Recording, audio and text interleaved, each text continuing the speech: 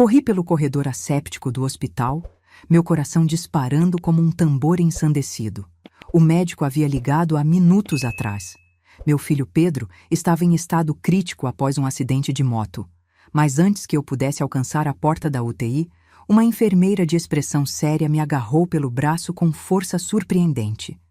"Se esconda aqui e confie em mim", sussurrou, empurrando-me para dentro de uma pequena sala de suprimentos. Obedeci por puro instinto. 10 minutos depois, a porta se abriu levemente, e o que vi através da fresta congelou meu sangue nas veias. Mas antes de continuar, confira se você já está inscrito no canal e escreva nos comentários. De onde você está assistindo este vídeo? Adoramos saber até onde nossas histórias estão chegando. Tudo começou naquela noite de quinta-feira. Chovia forte em Curitiba, um daqueles temporais que transformam as ruas em rios e os sons do mundo em um único rugido constante. Eu estava preparando o jantar enquanto esperava Pedro chegar da faculdade. Ele tinha 19 anos, meu único filho, estudante de engenharia. Carlos, meu marido de 20 anos, estava trabalhando até tarde novamente. Uma desculpa que se tornara frequente nos últimos meses. Quando o telefone tocou às 21h45, meu estômago já havia se contorcido em um nó de preocupação. Pedro nunca se atrasava sem avisar. "Senhora Verônica?" Uma voz masculina e formal do outro lado da linha. "Aqui é o doutor Mendes, do Hospital Santa Clara. Seu filho Pedro sofreu um grave acidente de moto na Avenida República. Ele está sendo levado para a sala de cirurgia neste momento em estado crítico. Recomendo que venha imediatamente." O mundo parou. Meu corpo congelou enquanto a informação penetrava em meu cérebro como agulhas de gelo. Não lembro como desliguei o telefone. Não lembro como peguei minha bolsa ou as chaves do carro. Só me recordo de estar dirigindo pela chuva torrencial, com as mãos tremendo no volante, sem conseguir enxergar direito por causa das lágrimas que embaçavam minha visão. Tentei ligar para Carlos diversas vezes. Caixa postal. Sempre caixa postal. "Por favor, atende", implorei entre soluços. Meu filho estava morrendo e nem conseguia falar com meu próprio marido. O estacionamento do hospital estava quase vazio àquela hora da noite. Estacionei de qualquer jeito, ignorando completamente as linhas das vagas. Corri para a recepção da emergência, encharcada pela chuva, cabelos grudados no rosto. "Meu filho", ofeguei para a recepcionista. "Pedro Martins, acidente de moto. Me ligaram agora." A mulher digitou algo no computador e olhou para mim com expressão séria. "Sim, senhora. Ele está no centro cirúrgico no 4º andar. O Dr. Mendes está realizando a cirurgia. Pode pegar o elevador à direita." Eu não esperei nem um segundo. Corri para o elevador, apertando freneticamente o botão. Cada segundo parecia uma eternidade.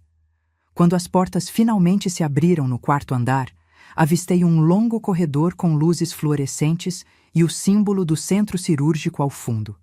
Foi então que aconteceu. Enquanto eu corria em direção às portas duplas do centro cirúrgico, uma mulher de uniforme azul surgiu de uma sala lateral. Ela me olhou diretamente nos olhos com uma expressão que não consegui decifrar. Então, com um movimento rápido, agarrou meu braço e me puxou para o lado.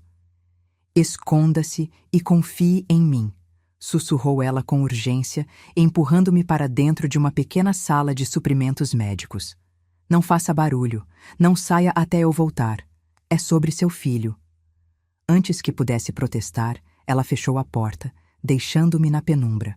A sala era pequena, apertada, cheirando a álcool e produtos de limpeza. Prateleiras com suprimentos médicos me cercavam por todos os lados. Minha mente estava em turbilhão. Por que uma enfermeira me impediria de ver meu filho em estado crítico? Encostei-me na porta, respiração acelerada, coração martelando. Os minutos passaram lentamente. Através de uma pequena fresta na porta, eu podia ver parcialmente o corredor. 10 minutos se passaram, que pareceram 10 horas. Então, ouvi vozes se aproximando. A primeira pessoa que vi foi o Dr. Mendes. Reconheci seu nome no jaleco branco. Ele não parecia cansado ou estressado como um médico que acabara de realizar uma cirurgia de emergência em um paciente crítico. Pelo contrário, parecia relaxado, quase satisfeito, conversando casualmente. E então, meu mundo desabou. Caminhando ao lado dele estava Carlos, meu marido. Ele vestia uma camisa social, sem gravata, o cabelo bem penteado. Não havia preocupação em seu rosto. Na verdade, ele sorria, como se estivesse concluindo um bom negócio. Funcionou perfeitamente, ouvi Carlos dizer. Verônica deve estar em pânico agora mesmo. Mal posso esperar para dar as notícias quando ela chegar. O Dr. Mendes deu uma risada breve. A papelada do seguro está toda pronta. Uma vez que ela assine a autorização para a segunda cirurgia de amanhã, estará tudo encaminhado. É só uma questão de tempo. Meu sangue gelou nas veias. Pedro não havia sofrido acidente nenhum. Não havia cirurgia de emergência.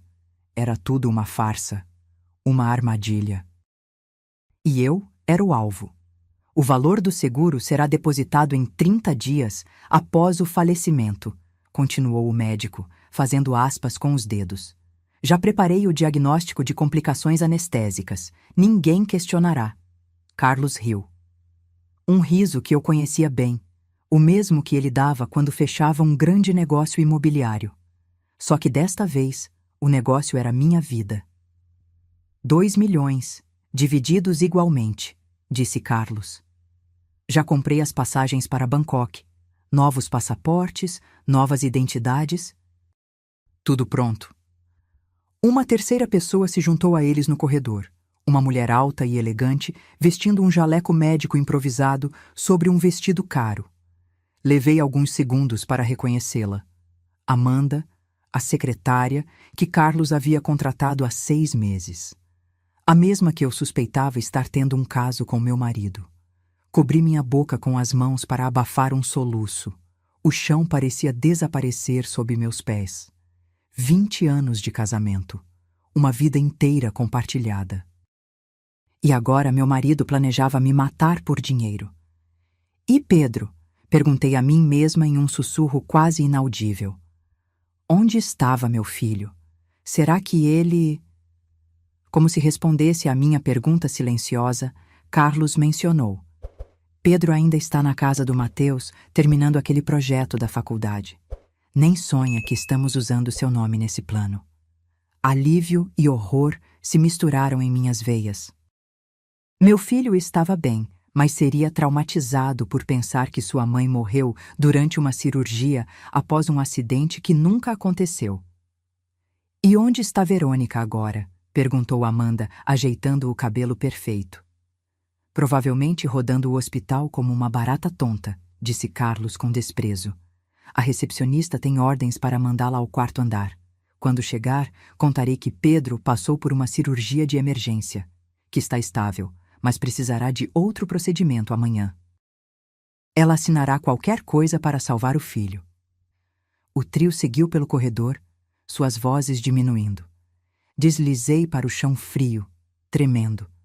Não de medo, mas de uma raiva tão pura e avassaladora que quase me consumia por dentro. A porta da sala de suprimentos se abriu silenciosamente. A enfermeira que me empurrara para dentro voltou, seu rosto uma máscara de preocupação. Senhora Verônica? Ela se agachou ao meu lado. Seu crachá dizia: Luísa, enfermeira noturna. Está tudo bem, eles já foram. Como você sabia? Perguntei com voz trêmula. Luísa olhou para os lados, verificando se estávamos realmente sozinhas. Faço plantão noturno no centro cirúrgico há 5 anos. Conheço todos os procedimentos. Quando vi seu marido chegando com o Dr. Mendes há 2 horas, achei estranho. Eles prepararam uma sala cirúrgica, mas não havia paciente. Então, ouvi parte da conversa deles. Mencionaram seu nome, um falso acidente e um plano para uma complicação cirúrgica amanhã. Ela respirou fundo. O Dr. Mendes tem um histórico suspeito. 3 pacientes morreram na mesa dele no último ano, todos com grandes apólices de seguro. A administração abafou o caso, mas nós, enfermeiros, sabemos. Lágrimas escorriam pelo meu rosto. O que faço agora? Se Carlos me vir? Você não pode ser vista, Luísa disse com firmeza. Eles estão te esperando no andar de baixo, na ala de recuperação. Se você aparecer lá, seguirão com o plano. Mas preciso sair daqui. Preciso avisar meu filho. Meus pensamentos se embaralhavam. Tem uma saída de emergência no final deste corredor. Dá para essa escada de serviço. Leva direto ao estacionamento dos fundos. Ela hesitou. Mas antes de você ir, precisamos de provas. Provas? Sua palavra contra a dele não será suficiente. O Dr. Mendes é respeitado. Seu marido é um empresário conhecido. Vão dizer que você está paranoica, histérica. Ela estava certa. Quem acreditaria que meu marido de 2 décadas estava conspirando para me matar por dinheiro? Parecia roteiro de filme. O escritório do Dr. Mendes fica no final do corredor, continuou Luísa. Ele guarda cópias de todos os documentos lá, inclusive os falsos prontuários e as apólices de seguro. Como vamos entrar? Perguntei, sentindo um estranho calmo me dominar. A adrenalina tinha substituído o choque inicial. Luísa tirou um cartão magnético do bolso. Tenho acesso. Mas precisamos ser rápidas. Eles podem voltar a qualquer momento. O corredor estava vazio quando saímos da sala de suprimentos. Caminhamos apressadamente, coladas à parede. Cada som, o zumbido das luzes fluorescentes, o ping distante de um elevador, fazia meu coração saltar. Chegamos a uma porta com uma placa. Dr. Ricardo Mendes, chefe de cirurgia. Luísa passou o cartão. A luz vermelha no leitor tornou-se verde. O escritório era elegante. Móveis de madeira escura, diplomas emoldurados nas paredes, o cheiro de couro e café caro. Luísa foi direto para o computador enquanto eu checava as gavetas da escrivaninha. Trancadas. Preciso encontrar as chaves, murmurei, vasculhando a superfície da mesa. Nada. Verônica, venha ver isso, chamou Luísa. Na tela do computador, uma pasta aberta mostrava diversos arquivos. Olhe este aqui. Procedimento Martins. Ela clicou. Um documento apareceu. Um relatório médico falso detalhando um acidente de moto que nunca aconteceu, descrevendo ferimentos que meu filho nunca sofreu e um procedimento cirúrgico que nunca foi realizado. Meu Deus, sussurrei. E tem mais. Luísa abriu outro arquivo. Era uma apólice de seguro de vida no meu nome, assinada há 3 semanas. 2 milhões de reais. Beneficiário: Carlos Martins. Eu me lembrava daquele dia. Carlos havia me pedido para assinar vários documentos, dizendo que eram relacionados a um novo investimento imobiliário. Só burocracia, amor. Confie em mim, ele havia dito, e eu assinei sem ler. Precisamos copiar tudo isso, disse Luísa. Tirei meu celular da bolsa com mãos trêmulas, tirando fotos de cada página na tela. Enquanto isso, Luísa continuava procurando mais arquivos. Tem um arquivo chamado Procedimento para Amanhã, ela disse, abrindo-o. Era um roteiro detalhado. O plano era me fazer assinar uma autorização para uma segunda cirurgia de emergência para Pedro. Durante o suposto procedimento, eu seria chamada à sala de observação. Lá, seria sedada sob o pretexto de me acalmar. E então, uma complicação anestésica fatal ocorreria. O documento detalhava inclusive como falsificar os sinais vitais e os registros médicos após minha morte. Fotografei tudo, sentindo uma frieza estranha se apoderar de mim. Não era mais apenas medo, era determinação. Eles não iam vencer. De repente, ouvimos vozes no corredor. Congelamos. Precisamos dos documentos do seguro, disse a voz de Carlos, ficando mais alta à medida que se aproximava. Quero tudo preparado quando Verônica chegar. Rápido, sussurrou Luísa, fechando as janelas no computador. Esconda-se atrás da estante. Mal tive tempo de me espremer no espaço entre a estante de livros e a parede quando a porta se abriu. Prendi a respiração, sentindo o coração bater tão forte que temi que pudessem ouvi-lo. Estranho, ouvi a voz do Dr. Mendes. Tenho certeza que tranquei a porta. Provavelmente esqueceu, respondeu Carlos com impaciência. Pegue logo os documentos. Verônica deve estar chegando. Pelo pequeno espaço entre os livros, vi Luísa agindo com incrível compostura. Dr. Mendes, ela disse com voz profissional, como se sua presença ali fosse completamente normal. Estava verificando os prontuários para amanhã, conforme o senhor solicitou. Vi o rosto do médico se contrair em confusão momentânea, antes de se recompor. Ah, sim. Obrigado, enfermeira. Luísa, senhor, enfermeira do centro cirúrgico. O Dr. Mendes e Carlos trocaram olhares rápidos. Vi desconfiança nos olhos deles. Nunca te pedi para verificar prontuário algum, disse Mendes, sua voz agora fria como gelo. Luísa não perdeu a calma. O Dr. Soares me pediu para auxiliá-lo. Disse que o senhor estava esperando. Dr. Soares está de férias, disparou Mendes. Um silêncio tenso preencheu a sala. Meu estômago se contorceu. Eles sabiam. Luísa estava em perigo. Quem é você realmente? Perguntou Carlos, dando um passo em direção a Luísa. E o que está fazendo aqui? Luísa manteve a compostura. Apenas fazendo meu trabalho, senhor. Se me dão licença... Ela tentou passar por eles em direção à porta, mas Carlos agarrou seu braço com força. Acho que você ouviu algo que não devia, não é mesmo? Me solte, ordenou Luísa, sua voz firme apesar do perigo evidente. Estou apenas cumprindo ordens. Vamos, Carlos, interviu o Dr. Mendes, parecendo nervoso. Deixe-a ir, temos coisas mais importantes para resolver. E se ela sabe algo? Insistiu Carlos, sem soltar o braço de Luísa. E se ouviu nossa conversa? Naquele momento, uma voz feminina veio da porta. Amanda havia chegado. O que está acontecendo aqui? Esta enfermeira estava xeretando o computador do Ricardo, explicou Carlos. Amanda estreitou os olhos. Você por acaso conhece Verônica Martins? Um leve tremor no rosto de Luísa foi suficiente para confirmar as suspeitas deles. Meu sangue gelou. Precisava fazer algo, mas o quê? Se me revelasse, tudo estaria perdido. Acho que precisamos ter uma conversa séria com nossa amiga enfermeira, disse Amanda com um sorriso frio. Em algum lugar mais privado. O doutor Mendes parecia cada vez mais nervoso. Isso está saindo do controle.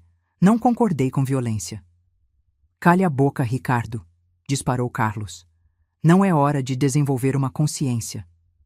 Eles começaram a arrastar Luísa para fora do escritório. Ela resistia, mas era uma contra 3. Eu não podia deixá-la enfrentar isso sozinha. Não depois dela ter arriscado tudo para me salvar. Tomei uma decisão instantânea. Puxei meu celular, verifiquei rapidamente se todas as fotos estavam salvas e o coloquei no modo de gravação de áudio. Então, deixei-o escondido entre os livros da estante, ainda gravando. Saí do meu esconderijo assim que a porta fechou atrás deles. Minha mente trabalhava a 1000 por hora. Não podia enfrentá-los diretamente. Não 3 contra 1. Precisava ser mais esperta. Lembrei que Luísa havia mencionado câmeras de segurança. Se eu pudesse chegar à sala de monitoramento, talvez conseguisse não apenas salvar Luísa, mas obter ainda mais provas contra eles. Abri a porta do escritório com cuidado e espiei.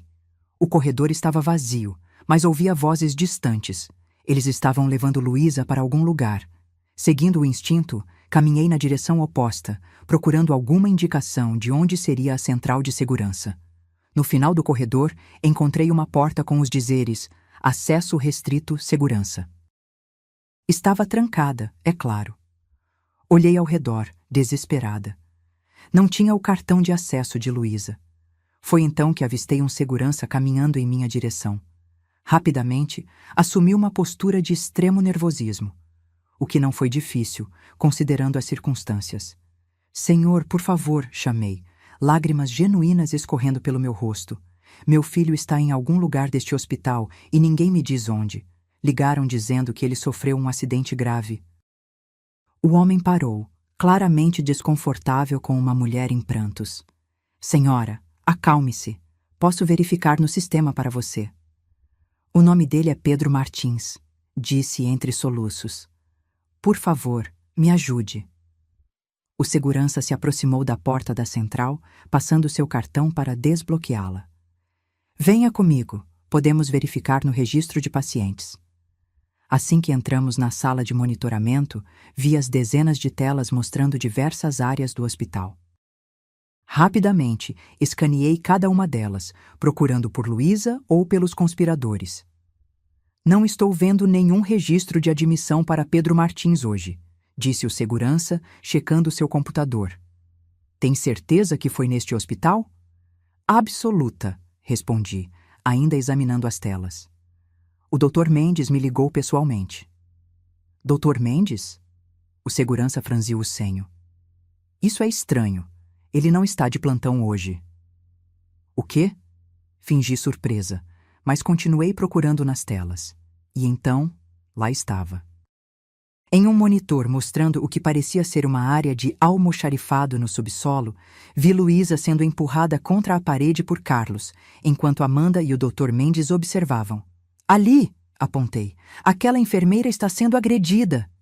O segurança olhou para a tela, imediatamente alarmado. Isso é no depósito do subsolo. O que diabos está acontecendo? Aquele homem é meu marido, expliquei rapidamente. Ele e o Dr. Mendes estão planejando algo terrível. Precisamos chamar a polícia. Agora. O segurança hesitou apenas um segundo antes de pegar o rádio. Central, temos uma situação no depósito do subsolo. Possível agressão em andamento. Mande reforços imediatamente e chame a polícia. Ele se virou para mim. Fique aqui, senhora. Vou verificar pessoalmente. Espere! Segurei seu braço. Eles são perigosos. Tem um plano para me matar por causa de um seguro. Tenho provas. Mostrei rapidamente as fotos no meu celular. O homem pareceu atordoado por um momento, mas seu treinamento prevaleceu. Entendido. Espere aqui e tranque a porta. Não abra para ninguém até que eu ou a polícia retorne.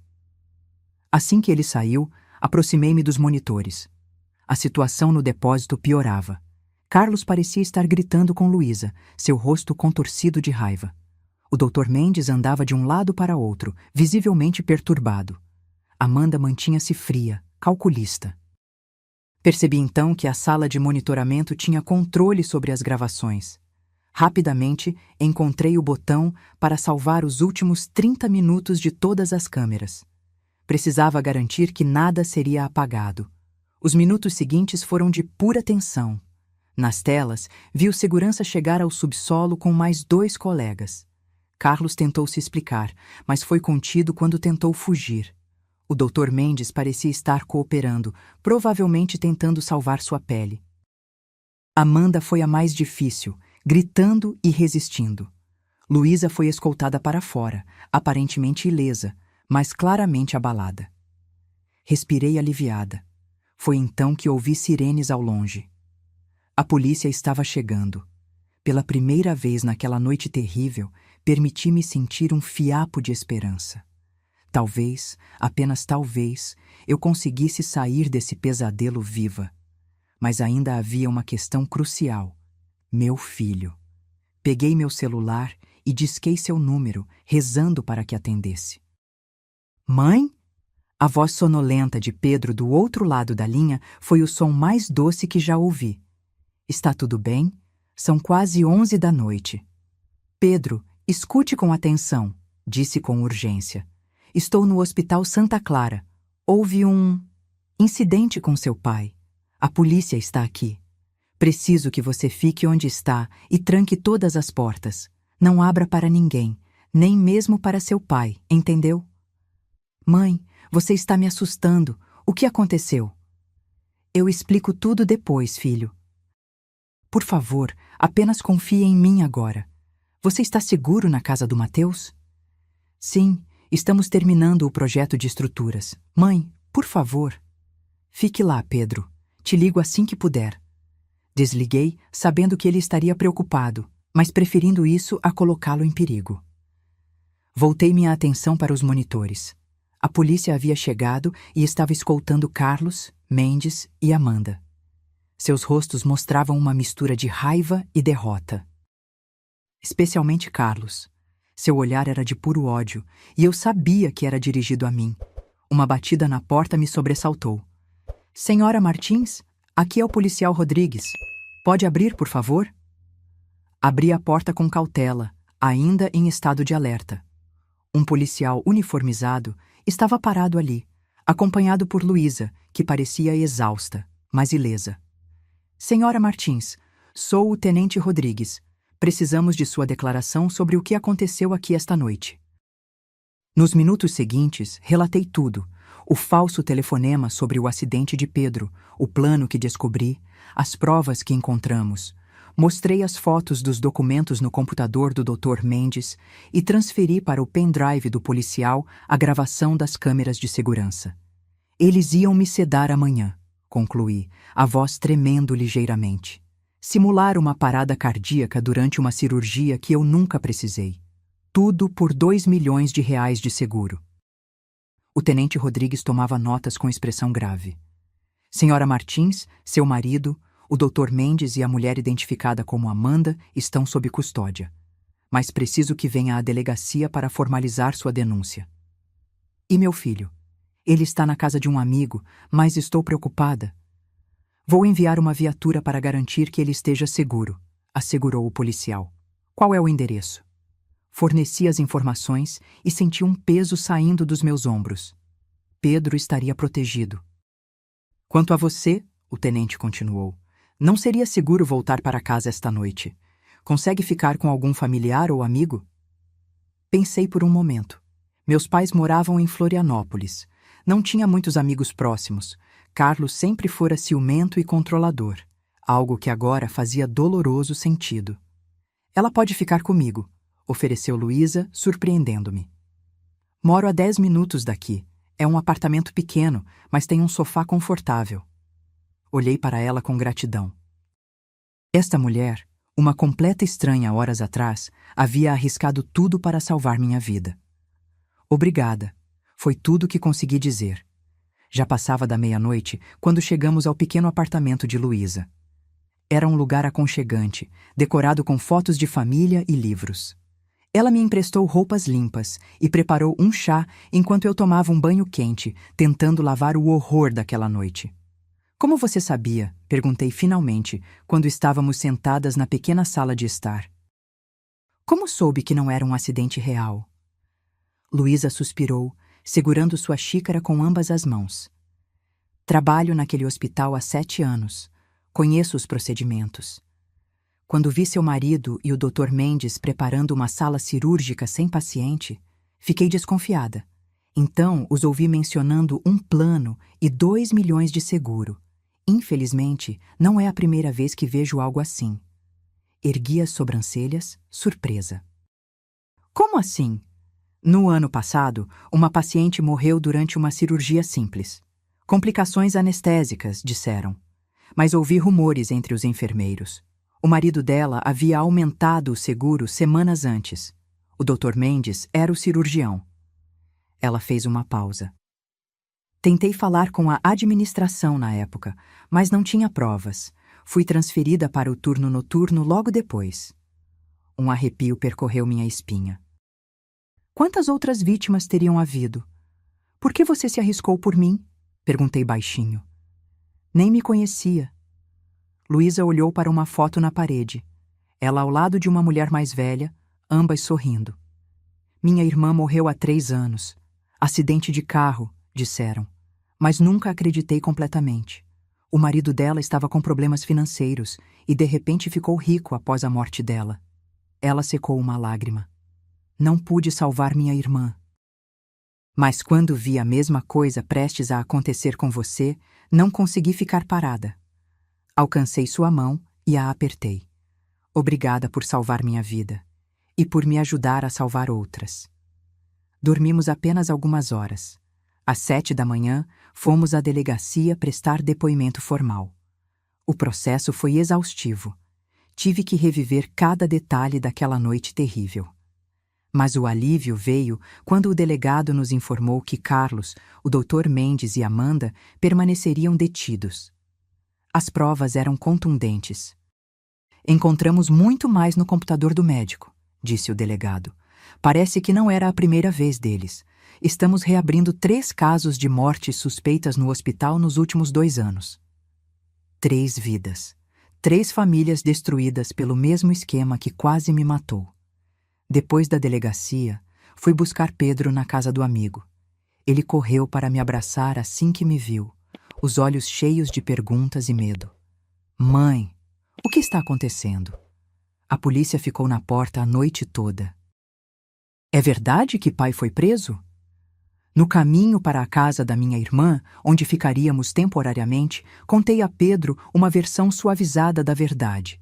Que seu pai havia se envolvido em um esquema ilegal com um médico, que haviam tentado fraudar um seguro, que eu descobri e eles foram presos. Não contei sobre o plano para me matar. Não consegui. Como explicar a um filho de 19 anos que o próprio pai planejou meticulosamente a morte da mãe? Que usou seu nome em um falso acidente para me atrair a uma armadilha? Algumas verdades são pesadas demais, mesmo para adultos. Pedro chorou muito. Seu mundo desmoronou naquela manhã. O pai que ele admirava, que o ensinou a andar de bicicleta e o levou aos jogos de futebol, era um criminoso, um fraudador. Mas por quê? Ele perguntava repetidamente. Por que ele faria isso? Dinheiro, respondi simplesmente. E uma vida nova com outra pessoa.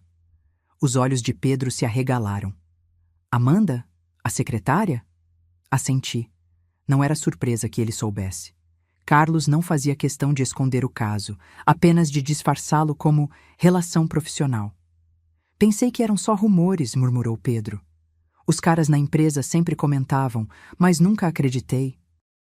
Ficamos em silêncio por um longo momento, cada um absorvendo o impacto daquele terremoto que havia destruído nossa família em uma única noite. As semanas seguintes foram uma montanha-russa. O caso ganhou os noticiários. Médico e empresário planejam assassinato por seguro. Repórteres apareciam na porta da casa da minha irmã. O telefone não parava de tocar. A investigação aprofundou-se. Descobriram que Carlos estava afundado em dívidas, havia feito investimentos arriscados, perdido milhões. O império imobiliário que construímos juntos ao longo de 20 anos estava à beira do colapso. Ao invés de me contar, de enfrentarmos juntos, ele escolheu o caminho mais escuro. O pior foi quando as outras famílias começaram a aparecer. 3 casos foram reabertos. Pessoas que morreram na mesa de cirurgia do Dr. Mendes em circunstâncias similares. Em 2 deles, os cônjuges sobreviventes receberam grandes quantias de seguros. Estavam agora sob investigação. 1 mês depois do incidente, recebi uma ligação que não esperava. Era Luísa. Verônica, tenho algo para te mostrar. Podemos nos encontrar? Nos encontramos em um café tranquilo, no centro da cidade. Luísa parecia diferente, mais determinada, menos exausta. Fui promovida, ela disse com um pequeno sorriso. O hospital está passando por uma grande reestruturação após o escândalo. Estou agora na chefia de ética e conformidade. Isso é maravilhoso, respondi sinceramente. Ninguém merece mais.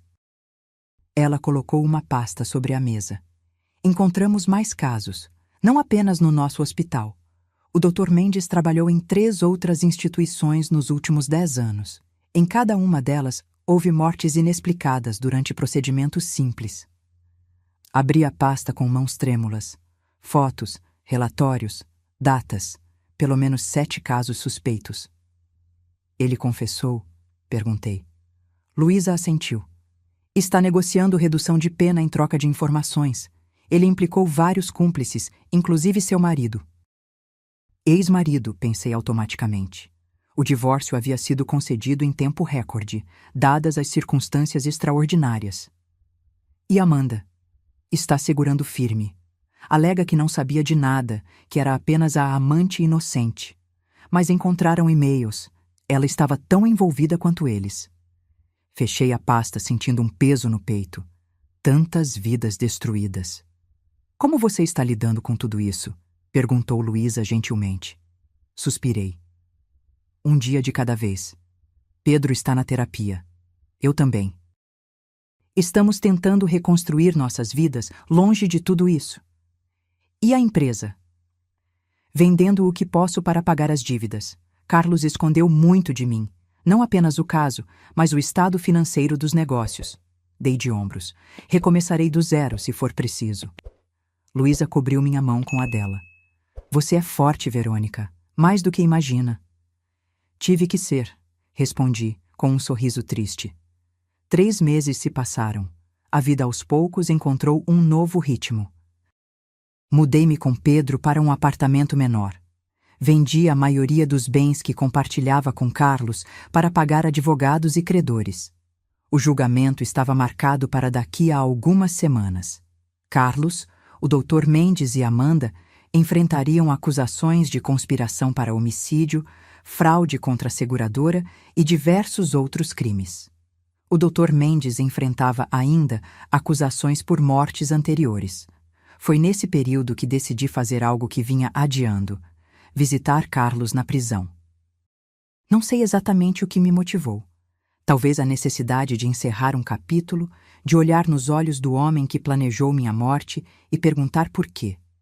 Talvez apenas confirmar para mim mesma que aquilo tudo realmente aconteceu, que não era um pesadelo elaborado. A sala de visitas era fria e impessoal. Mesas de metal fixadas ao chão, cadeiras desconfortáveis, guardas observando cada movimento. Carlos entrou escoltado, vestindo o uniforme laranja da prisão. Estava mais magro, com olheiras profundas, mas seus olhos continuavam os mesmos, frios, calculistas. Verônica, ele disse, sentando-se à minha frente. Não esperava sua visita. Nem eu esperava estar aqui, respondi. Mas precisamos conversar. Sobre? Por que, Carlos? A pergunta que me atormentava há meses. 20 anos juntos, uma vida inteira, um filho. Por que decidir me matar? Ele me encarou em silêncio por um longo momento. Então, para minha surpresa, riu. Uma risada seca, sem humor.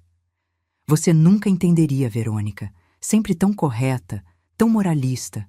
Nunca soube o que era estar à beira do abismo. Poderia ter me contado sobre as dívidas, argumentei. Poderíamos ter encontrado uma solução. Juntos. Juntos? Ele zombou. Você teria me deixado no segundo em que soubesse a verdade, que eu perdi tudo, que aquela vida de luxo que você tanto amava estava construída sobre areia. Você não me conhecia nada, respondi, mantendo a voz calma apesar da raiva borbulhando dentro de mim. Eu teria ficado ao seu lado, por pior que fosse. Fácil dizer isso agora. Ficamos em silêncio. Ele não se arrependia, nem um pouco. A realização me atingiu como um soco.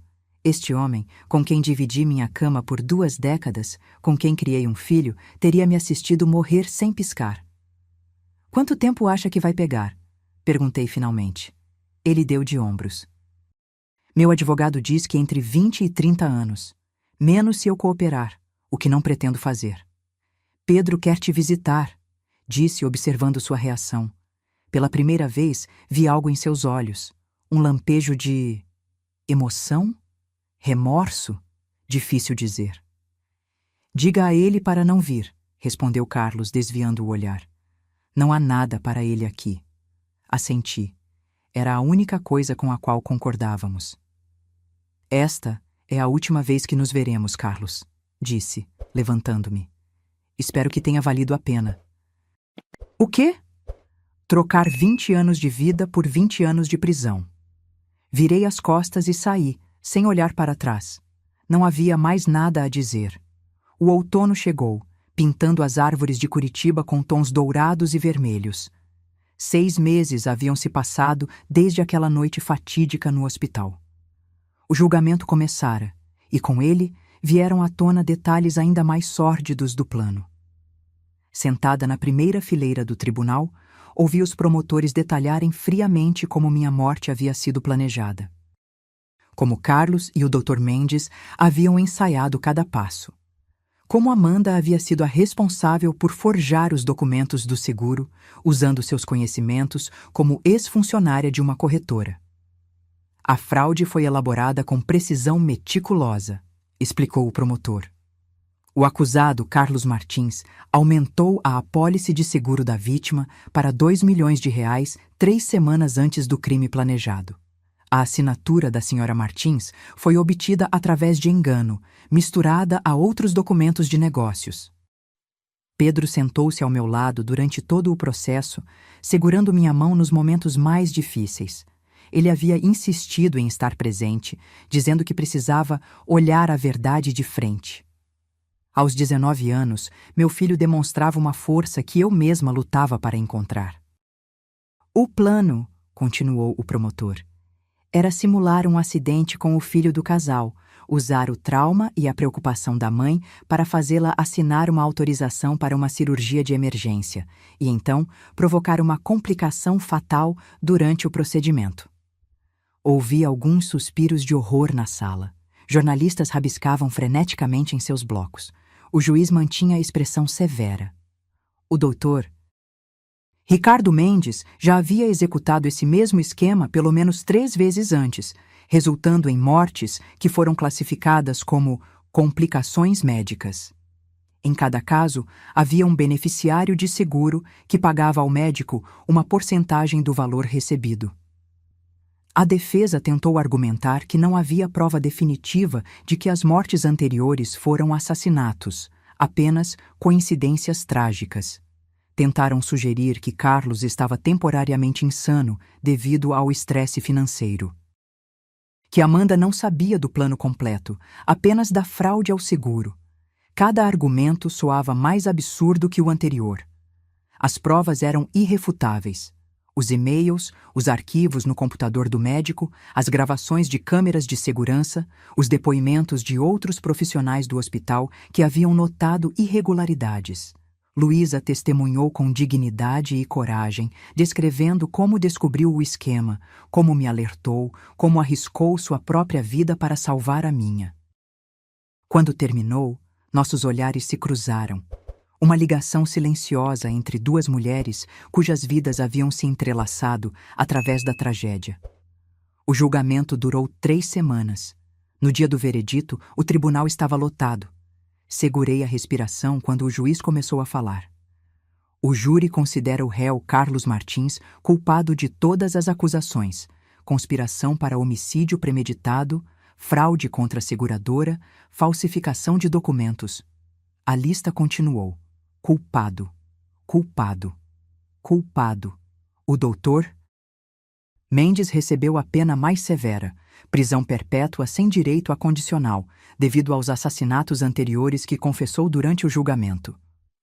Carlos pegou 30 anos. Quando o juiz anunciou a sentença, ele permaneceu impassível, como se já esperasse. Não olhou para mim nem para Pedro. Amanda recebeu 20 anos. Ela chorou quando ouviu a sentença, finalmente quebrando a fachada de frieza que manteve durante todo o julgamento. Quando saímos do tribunal naquela tarde, uma chuva fina caía sobre a cidade. Repórteres nos cercaram, microfones apontados, câmeras piscando. Como se sente sabendo que seu marido passará 30 anos na prisão? Perguntou uma repórter. Aliviada que ele não passará esse tempo planejando a morte de mais alguém, respondi simplesmente. E o que vai fazer agora? Questionou o outro jornalista. Olhei para Pedro, depois para Luísa, que havia se juntado a nós na saída. Viver, sem medo. Os meses seguintes foram de reconstrução. Vendi o que restava da empresa de Carlos e saldei as dívidas. Comecei a trabalhar como consultora imobiliária, afinal, conhecia bem o mercado após tantos anos. Pedro continuou seus estudos, mais determinado que nunca. Luísa e eu nos tornamos amigas próximas. Ela era agora uma voz respeitada no hospital, implementando novos protocolos de segurança para pacientes. Juntas, criamos uma ONG para ajudar vítimas de fraudes e pessoas que perderam familiares em circunstâncias suspeitas. Em uma tarde de primavera, 1 ano após aquela noite fatídica, recebi uma ligação inesperada. Senhora Martins, aqui é da penitenciária estadual. Estou ligando a respeito de Carlos Martins. Meu coração acelerou. O que aconteceu? Ele sofreu um AVC esta manhã. Está na enfermaria da prisão em estado grave. Como consta ainda como seu parente mais próximo, precisamos de autorização para procedimentos adicionais. A ironia não me escapou. O homem que planejou me matar em uma mesa de cirurgia agora dependia da minha autorização para procedimentos médicos que poderiam salvar sua vida. Quais são as chances de recuperação? Perguntei, tentando manter a voz firme. O médico diz que é um caso grave. Ele está parcialmente paralisado e tem dificuldade para falar. Precisará de cuidados intensivos.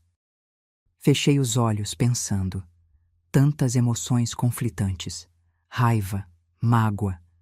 Uma parte de mim, que não queria reconhecer, sentia até mesmo uma satisfação sombria.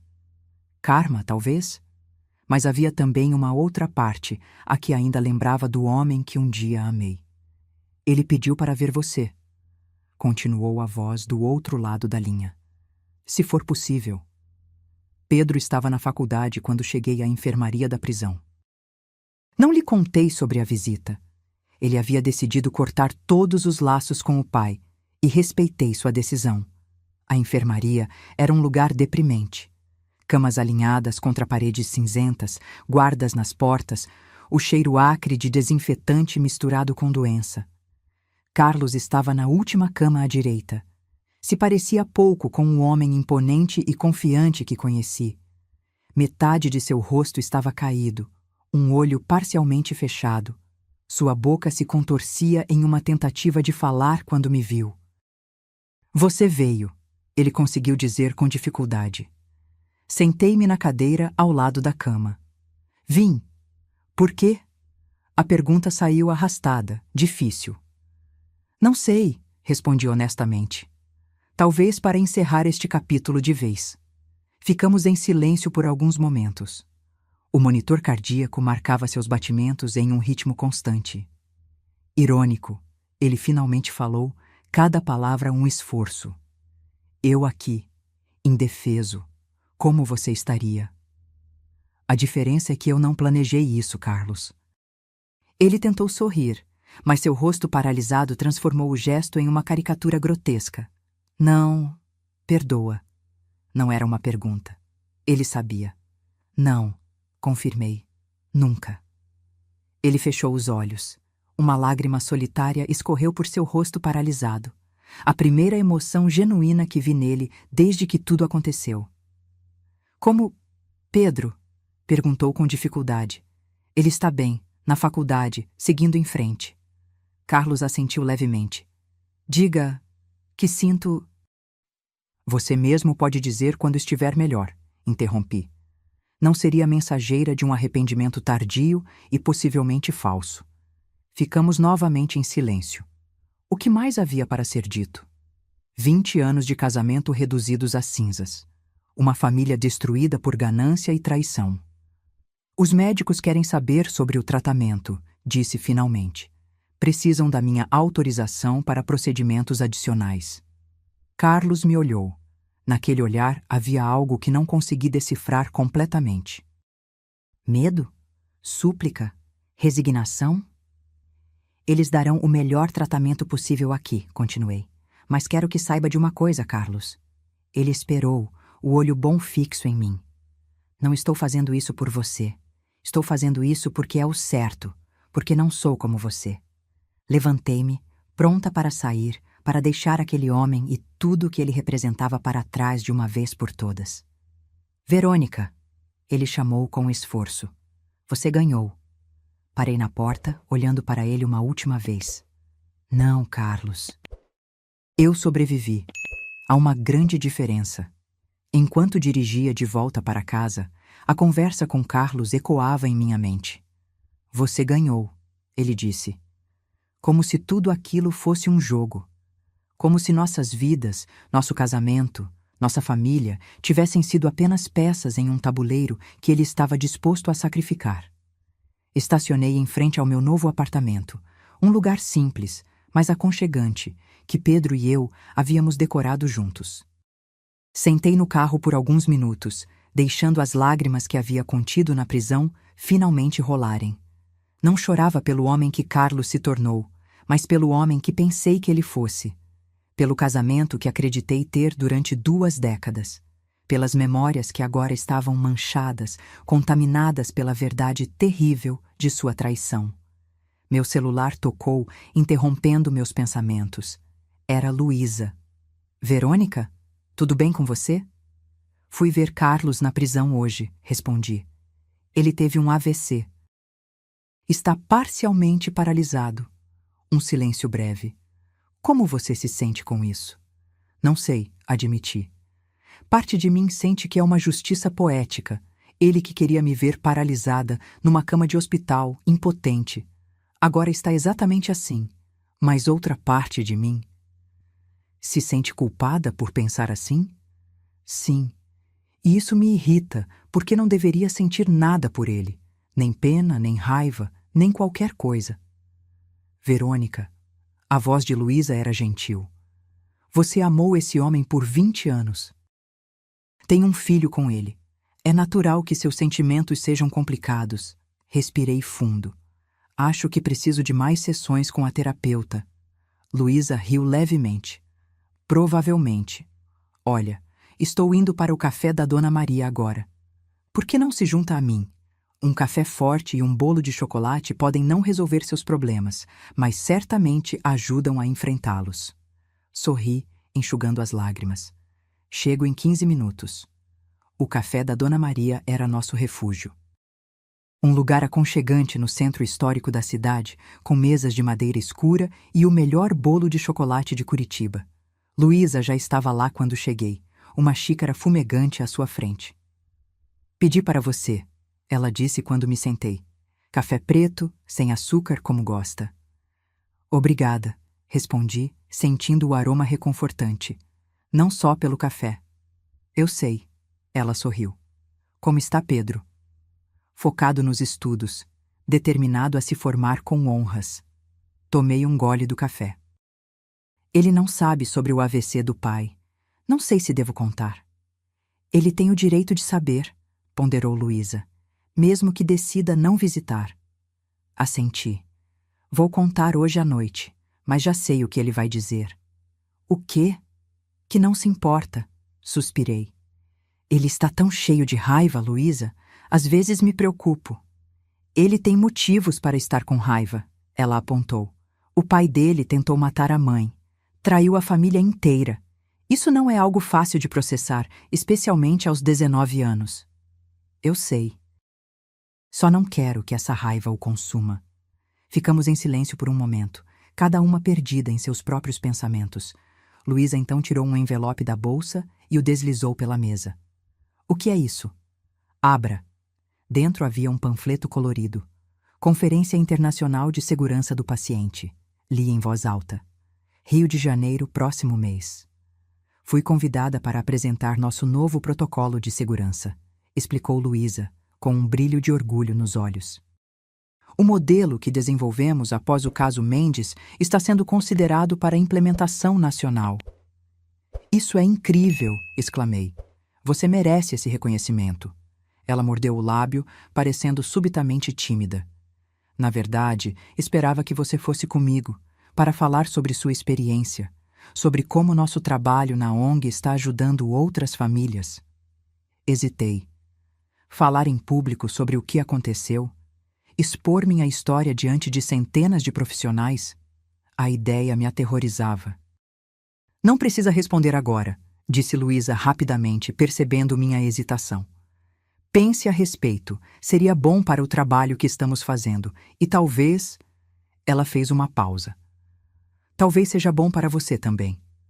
Como assim? Transformar essa experiência terrível em algo positivo. Usar sua história para salvar outras vidas. Ela segurou minha mão sobre a mesa.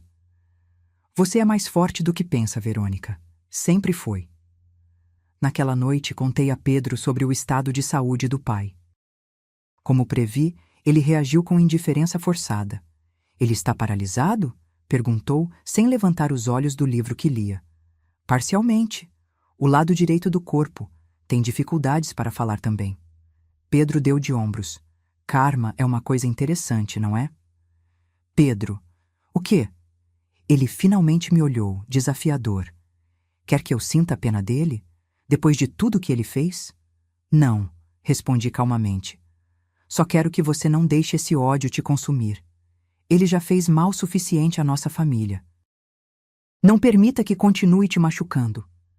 Pedro fechou o livro com força. Sabe o que é pior, mãe? Não é só que ele tentou te matar, é que ele usou meu nome. Ele sabia o quanto você me ama, o quanto ficaria desesperada se achasse que eu estava morrendo. E usou isso, usou nosso amor como arma. Sua voz falhou. Que tipo de pessoa faz isso? Sentei-me ao lado dele no sofá, puxando-o para um abraço. Ele resistiu por um momento, então desabou contra mim, como fazia quando era pequeno e se machucava. Não sei que tipo de pessoa faz isso, filho, sussurrei. Mas sei que tipo de pessoa você é, e sei que tipo de pessoa você vai se tornar. Alguém bom, forte, íntegro. Alguém que não deixa a escuridão dos outros apagar sua luz.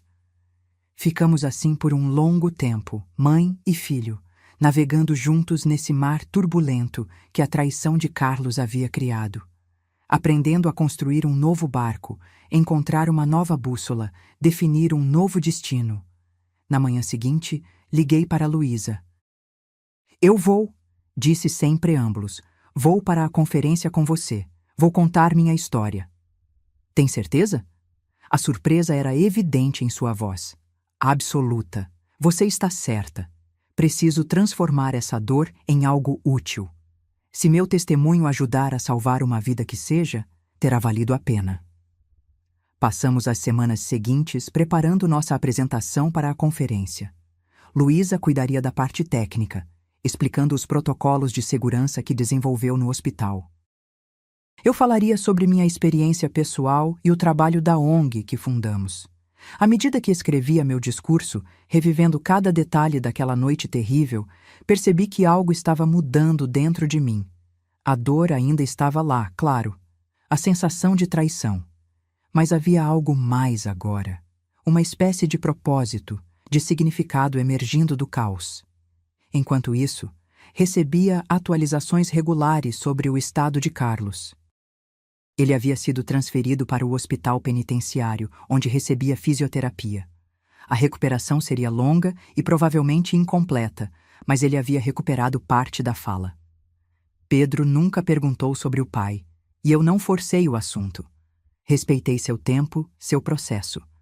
Ele estava ocupado com a faculdade, com os novos amigos, com o estágio que conseguiu em uma construtora. Aos poucos, via o brilho voltar aos olhos do meu filho. A conferência no Rio seria em uma semana, quando recebi outra ligação do hospital penitenciário. Senhora Martins? O senhor Carlos está pedindo para vê-la. É bastante insistente. Por quê? Houve alguma piora? Não, pelo contrário. Ele está melhor. Consegue falar com mais clareza agora. Disse que tem algo importante para lhe dizer. Hesitei. A última visita havia sido emocionalmente exaustiva. Não tinha certeza se estava pronta para outro confronto. Senhora Martins? Ainda está na linha? Sim, respondi finalmente. Diga a ele que irei no domingo. Desliguei, sentindo um nó no estômago.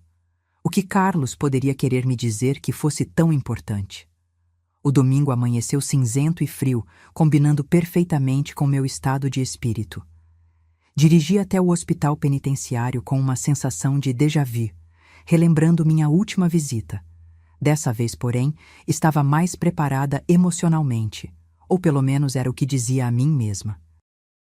Carlos estava em um quarto diferente agora, menos deprimente que a enfermaria, mas ainda assim claramente uma instalação prisional.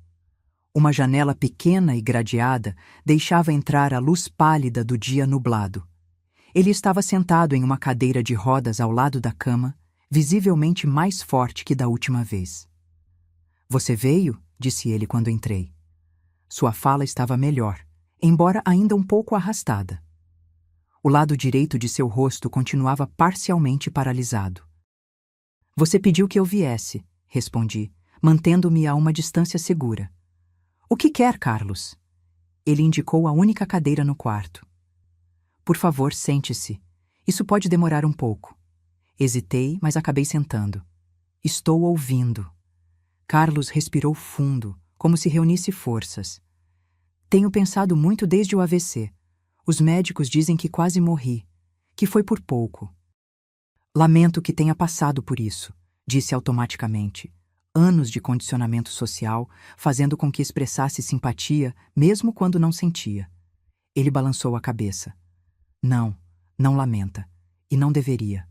O que quase aconteceu comigo não é nada comparado ao que eu planejei para você. Fiquei surpresa com a franqueza. Carlos nunca havia sido de admitir erros, mesmo os menores. Quando acordei na UTI, continuou ele, e percebi que estava parcialmente paralisado, a primeira coisa que pensei foi que era um castigo, irônico, como você disse. Eu, que planejei te deixar indefesa numa mesa de cirurgia, agora preso a esta cadeira. É irônico, concordei, sem emoção na voz.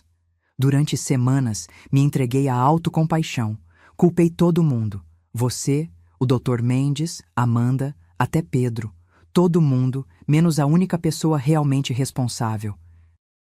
Ele apontou para si mesmo com a mão que ainda conseguia mover. Eu. Fiquei em silêncio, sem saber onde aquilo iria chegar. Então comecei a terapia, parte da reabilitação. O psicólogo da prisão, ele não facilitou as coisas para mim. Me forçou a olhar para o que fiz, para quem sou. Carlos olhou pela janela, onde algumas gotas de chuva começavam a cair. Sabe o que descobri, Verônica? Que nunca te amei de verdade, nem a Pedro. As palavras doeram mais do que eu esperava. Não da forma como vocês mereciam, ele esclareceu. Amei a ideia de vocês. A família perfeita, a esposa dedicada, o filho brilhante, extensões do meu ego, troféus na minha prateleira de conquistas. Não pessoas reais, com desejos e necessidades próprias. Lutei contra as lágrimas que ameaçavam se formar. Não choraria na frente dele. Não novamente. Por isso foi tão fácil planejar. Ele fez uma pausa, como se as palavras fossem difíceis de pronunciar. Seu assassinato. A palavra pairou no ar entre nós, pesada e inescapável. Foi como descartar uma peça de mobília, ele continuou. Algo que não servia mais ao meu propósito. Você e toda a nossa história juntos valiam menos para mim que dinheiro e uma nova vida com Amanda. Ele riu amargamente. Amanda, que nem me escreve mais, que já está negociando um acordo com o promotor para reduzir sua pena. Por que está me dizendo tudo isso, Carlos? Perguntei, minha voz mais firme do que eu esperava. Quer que eu te perdoe? Que sinta pena de você? Ele balançou a cabeça. Não. Não mereço seu perdão e certamente não quero sua pena. Estou dizendo isso porque você merece ouvir a verdade. Depois de 20 anos de mentiras, você merece pelo menos isso. Ficamos em silêncio por um momento. A chuva agora batia com mais força contra a pequena janela. Há algo mais, disse Carlos finalmente. Algo que você precisa saber. O quê? Não foi a primeira vez que planejei te matar. Meu sangue gelou.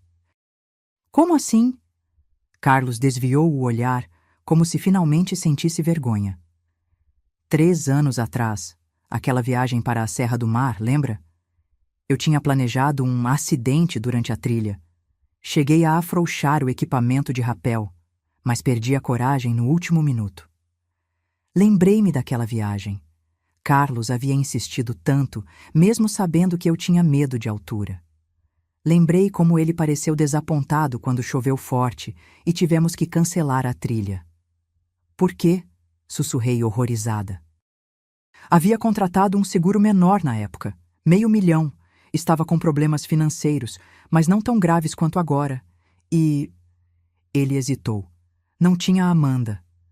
Levantei-me bruscamente. Preciso ir embora. Espere, pediu Carlos, sua voz subitamente urgente.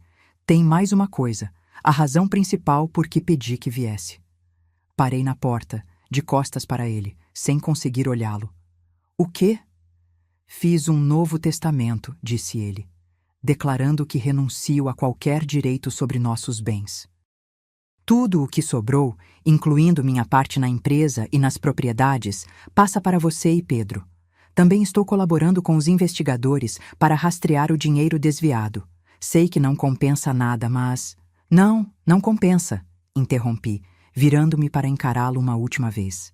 Nada compensaria o que você fez, mas faz o certo pela primeira vez em anos. Saí sem esperar resposta, caminhando rapidamente pelos corredores estéreis do hospital, lutando contra as lágrimas e a náusea. Só quando cheguei ao carro, permiti que as emoções finalmente viessem à tona, chorando até não ter mais lágrimas. 3 anos. Ele havia planejado me matar pela primeira vez há 3 anos. Quanto de nosso casamento havia sido real? Alguma coisa foi verdadeira? Peguei o celular com mãos trêmulas e disquei o número de Luísa. Ele tentou antes. Disse assim que ela atendeu, sem nem mesmo dizer olá. Há 3 anos. Uma viagem para a montanha. Do que você está falando, Verônica? A voz de Luísa estava preocupada. Onde você está? No estacionamento do hospital penitenciário. Fui ver Carlos. Ele confessou que tentou me matar antes. As palavras saíram entre soluços. 3 anos, Luísa. 3 anos vivendo com alguém que me via como um obstáculo, um móvel a ser descartado. Fica aí, disse Luísa com firmeza. Estou indo te buscar. Você não deve dirigir assim. 30 minutos depois, Luísa chegou. Sem dizer nada, me abraçou forte, deixando que eu chorasse em seu ombro. Quando finalmente me acalmei, ela dirigiu até sua casa, fez chá e me acomodou em seu sofá com um cobertor. Por que ele confessaria isso agora? Perguntei, mais para mim mesma do que para ela. Que propósito isso serve? Talvez seja parte da terapia dele, sugeriu Luísa, sentando-se ao meu lado. Ou talvez, pela primeira vez na vida, ele esteja pensando em alguém além dele mesmo. Preciso contar ao Pedro? A ideia me aterrorizava. Meu filho já havia passado por tanto. Luísa considerou por um momento. Talvez não todos os detalhes. Não agora. Conte sobre o testamento, sobre a colaboração com os investigadores. O resto, talvez quando ele estiver pronto. Assenti, grata pela sabedoria de minha amiga. Ficamos em silêncio por algum tempo, o único som sendo o da chuva contra as janelas. Ainda quer ir à conferência na próxima semana? Perguntou Luísa finalmente. Entenderei se quiser cancelar. Pensei por um momento. Não, agora mais do que nunca preciso fazer isso. Preciso transformar toda essa dor em algo útil. Luísa sorriu, apertando minha mão. Você é a pessoa mais forte que já conheci, sabia? Não me sinto forte, admiti. Me sinto quebrada na maior parte do tempo. É justamente por isso que você é forte, respondeu ela. Porque mesmo quebrada, você continua. Continua cuidando do seu filho, reconstruindo sua vida, ajudando outras pessoas. Isso é verdadeira força, Verônica. Na manhã seguinte, contei a Pedro sobre o testamento e a colaboração do pai com os investigadores. Como esperado, ele reagiu com desconfiança. Por que ele faria isso agora? Perguntou, cerrando os punhos. Qual é o truque? Acho que não há truque, filho. Respondi suavemente. Acho que ele finalmente está percebendo o quanto nos machucou. O quanto te machucou. Pedro balançou a cabeça, incrédulo. 20 anos de manipulação e mentiras, e agora ele espera que acreditemos na sua redenção? Muito conveniente. Não argumentei. Pedro tinha todo o direito à sua raiva, sua desconfiança. Levaria tempo, talvez anos, talvez a vida toda, para ele processar a traição do pai. Vamos à conferência no Rio na próxima semana. Mudei de assunto. Eu e Luísa. Quer vir conosco? Poderia aproveitar para visitar aquele programa de intercâmbio da Universidade Federal. Pedro considerou por um momento, então assentiu. Pode ser bom sair um pouco daqui, mudar de ares. Ótimo, sorri. Será bom termos algum tempo juntos, longe de tudo isso. O Rio nos recebeu com sol e calor, um contraste bem-vindo com o outono chuvoso de Curitiba. A conferência seria no dia seguinte, Então aproveitamos a tarde livre para caminhar pela orla de Copacabana. Pedro parecia mais relaxado aqui, longe das memórias e do peso de tudo que havíamos passado. "Quando você falará?" perguntou ele, enquanto caminhávamos descalços na areia, ondas ocasionais molhando nossos pés. "Logo após o almoço. Luísa apresentará a parte técnica primeiro. Depois eu entro com minha história e o trabalho da ONG." Pedro assentiu, olhando para o horizonte. "Está nervosa?" "Apavorada", admiti com um pequeno sorriso. "Nunca gostei de falar em público, você sabe disso." "Vai se sair bem", afirmou ele com uma certeza que me surpreendeu. "Sua história é poderosa, mãe. Vai ajudar muita gente." Olhei para meu filho. Não mais um menino, mas um jovem adulto, forte apesar das cicatrizes que carregava. "Obrigada, Pedro. Isso significa muito." Jantamos com Luísa em um restaurante à beira-mar. Ela havia chegado mais cedo para verificar os detalhes técnicos da apresentação. "Tudo pronto para amanhã", anunciou ela, erguendo sua taça de vinho em um brinde. "A verdade e a justiça." "A verdade e a justiça", repetimos Pedro e eu, tocando nossas taças na dela. A noite foi agradável. Conversamos sobre tudo, exceto o passado. Sobre as ambições de Pedro na engenharia, sobre a promoção recente de Luísa, sobre meus planos de expandir a ONG para outras cidades. Por algumas horas, fomos apenas 3 pessoas normais desfrutando de uma bela noite no Rio. Na manhã seguinte, o auditório do hotel onde ocorria a conferência estava lotado. Médicos, enfermeiros, administradores hospitalares, profissionais de segurança, todos ali para discutir como tornar os hospitais lugares mais seguros para os pacientes. Sentada na primeira fileira, observei Luísa subir ao palco com uma confiança que eu invejava. Ela apresentou os novos protocolos de segurança desenvolvidos após o caso Mendes, explicando como simples verificações e supervisões adicionais poderiam prevenir fraudes e erros médicos fatais. "Mas números e protocolos são apenas parte da história", concluiu ela, após quase 1 hora de apresentação. "Por trás de cada estatística há uma vida, uma família, uma história real de dor e, muitas vezes, de superação. E é por isso que convidei Verônica Martins para compartilhar sua experiência conosco hoje." Um aplauso educado preencheu o auditório. Meu coração batia tão forte que temi que pudesse ser ouvido pelo microfone quando subi ao palco. Pedro, na primeira fileira, me deu um polegar para cima, um gesto tão simples e tão reconfortante. Olhei para as centenas de rostos voltados para mim, respirei fundo e comecei. "Meu nome é Verônica Martins. Há 1 ano, meu marido de 20 anos, em conluio com um médico respeitado e sua amante, planejou meu assassinato em uma mesa de cirurgia." O auditório ficou em absoluto silêncio. Nenhum movimento, nenhum sussurro. O plano era elaborado. Eles usariam um falso acidente envolvendo meu único filho para me atrair ao hospital. Contando com meu desespero e pânico, fariam com que eu assinasse uma autorização para uma cirurgia falsa. Durante essa cirurgia, eu seria sedada e sofreria uma complicação anestésica fatal. Meu marido receberia R$ 2 milhões de uma apólice de seguro fraudulenta e começaria uma nova vida no exterior com sua amante. Minha voz estava firme, apesar do coração acelerado. As palavras que ensaiei por semanas fluíam naturalmente. Não estaria aqui hoje se não fosse por uma enfermeira corajosa. Ela percebeu irregularidades, conectou os pontos e arriscou sua própria segurança para me alertar. Essa enfermeira, Luísa Cardoso, apontei para ela na plateia. Salvou minha vida e me ajudou a expor um esquema criminoso que já havia custado pelo menos 3 outras vidas.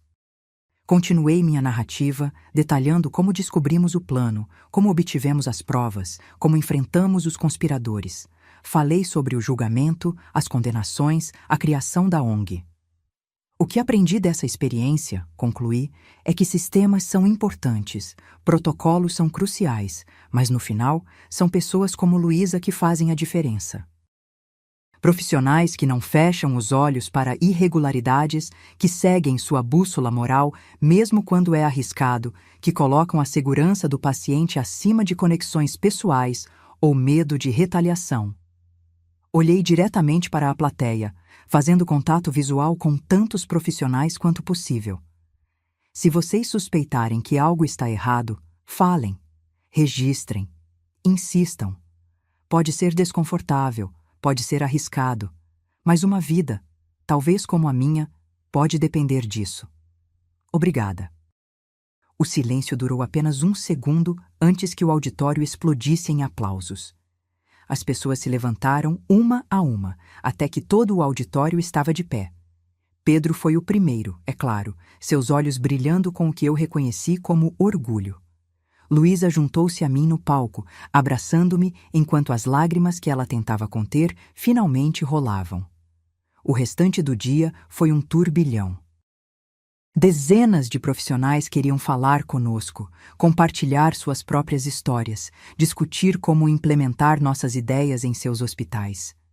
Fui abordada por um editor que queria transformar minha história em um livro, um documentarista interessado em um filme, uma associação médica que queria nosso auxílio para treinar novos profissionais. Quando finalmente voltamos ao hotel, exaustas mas eufóricas, encontramos Pedro no lobby, conversando animadamente com um homem mais velho. "Mãe", chamou ele quando me viu. "Este é o Dr. Ramírez, diretor do programa de intercâmbio da UFRJ. Estávamos falando sobre minha possível transferência para cá no próximo semestre." Cumprimentei o professor surpresa. "Transferência? Não sabia que estava considerando isso, Pedro."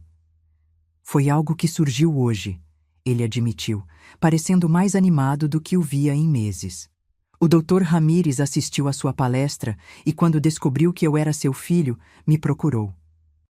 Eles têm um programa especial de engenharia estrutural voltado para construções resilientes em áreas de risco. É exatamente o que eu queria estudar." O Dr. Ramírez sorriu. "Seu filho tem um currículo impressionante, Sra. Martins. E, se me permite dizer, fiquei profundamente tocado por sua história hoje.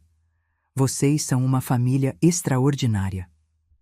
Depois que o professor se despediu, Pedro me olhou com um brilho nos olhos que não via desde antes de toda a tragédia. "Quero ir, mãe. Quero começar de novo.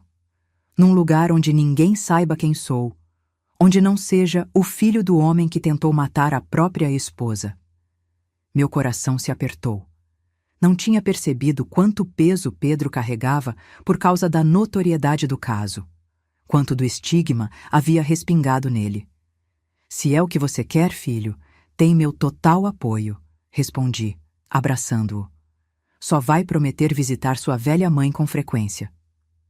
"Todo mês", prometeu ele, retribuindo o abraço. "E você pode vir para cá nos finais de semana. O Rio não é tão longe assim de Curitiba."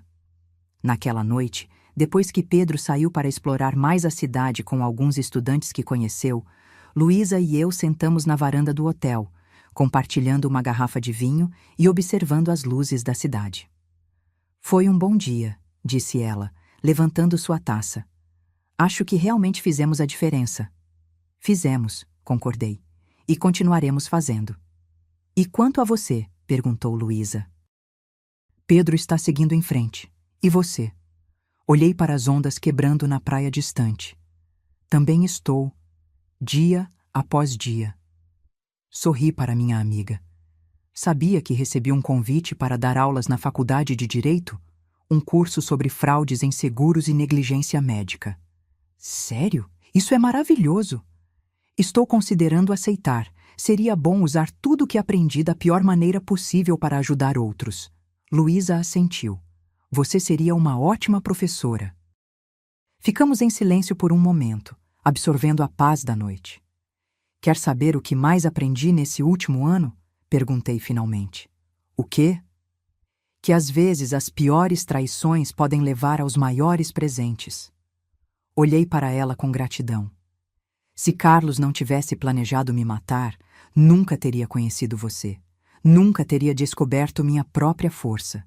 Nunca teria encontrado esse propósito." "Um preço alto demais", observou Luísa. Sem dúvida. Mas tendo pago o preço, fico feliz em colher os benefícios. Estendi minha taça. A vida, Luísa, com todas as suas voltas inesperadas. A vida, ela respondeu, tocando sua taça na minha. Naquela noite, deitada na cama do hotel, refleti sobre o ano que havia passado.